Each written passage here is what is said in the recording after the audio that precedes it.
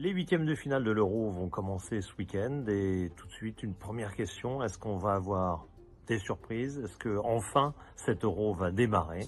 Question ouverte pour ma part, je réponds oui, tout simplement, parce que la formule fait que la première phase n'était pas passionnante, la deuxième le sera beaucoup plus, et voilà pourquoi.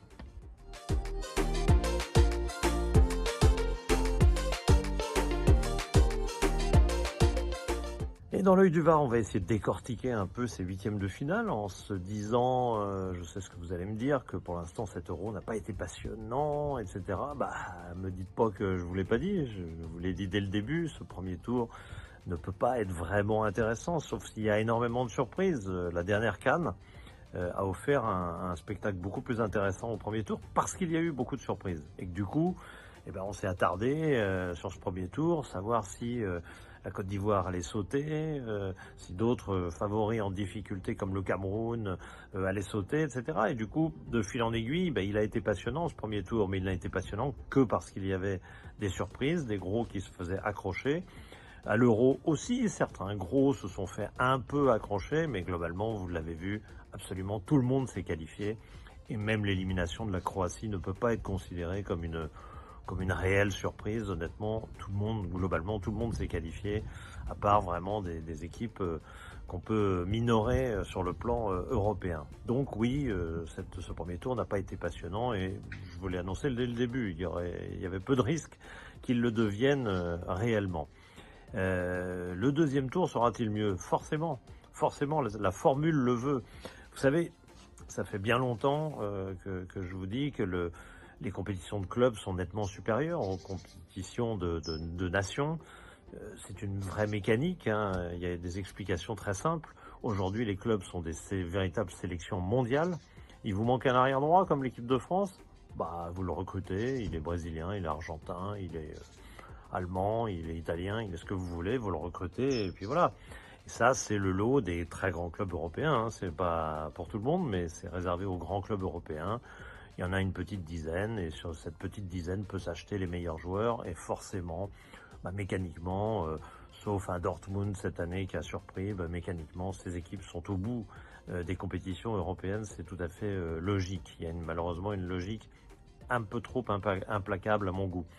Chez les nations, c'est pas pareil, parce que, par définition, eh bien, si on travaille bien dans une petite nation, on peut rejoindre sur 11 joueurs, enfin, en l'occurrence plutôt 26, on peut rejoindre le niveau d'une très bonne équipe, qui elle-même n'est pas parfaite, parce que bah, l'Allemagne n'a pas d'avancante, parce que la France a pas d'arrière droit, parce que, etc., etc. Chacun a ses lacunes.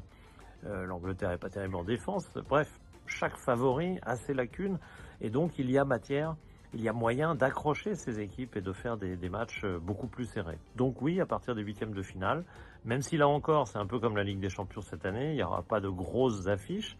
France-Belgique a un reliquat important et une saveur particulière pour nous et pour les Belges, parce que ce sont des voisins, parce que c'était évidemment la référence à la demi-finale de la Coupe du Monde 2018, et puis les Belges ont été encore plus malheureux, je crois, lorsqu'ils nous ont joué en Ligue des Nations en demi-finale, où ils nous ont mené 2-0 sans pouvoir gagner. Bref, oui, il y aura du piment autour de ce match, c'est évident.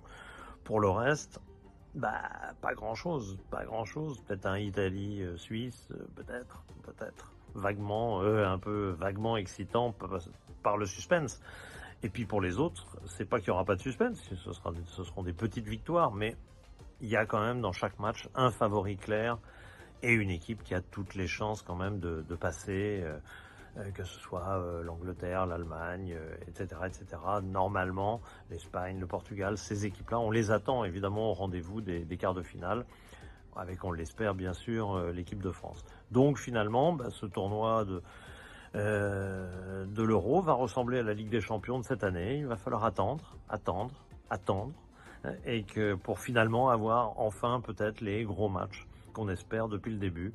Alors ils viendront peut-être pas en huitième de finale, je vous les promets pas tout de suite, mais ils viendront forcément, parce qu'il y a un moment où ils vont forcément se croiser, des Allemagne, Espagne et autres vont nourrir notre quotidien sur la fin de la compétition. On aura attendu longtemps, c'est vrai, mais ce sera sûrement très bien, ne vous désespérez pas. En tout cas, c'est mon avis, et évidemment, vous pouvez tout à fait vous y opposer.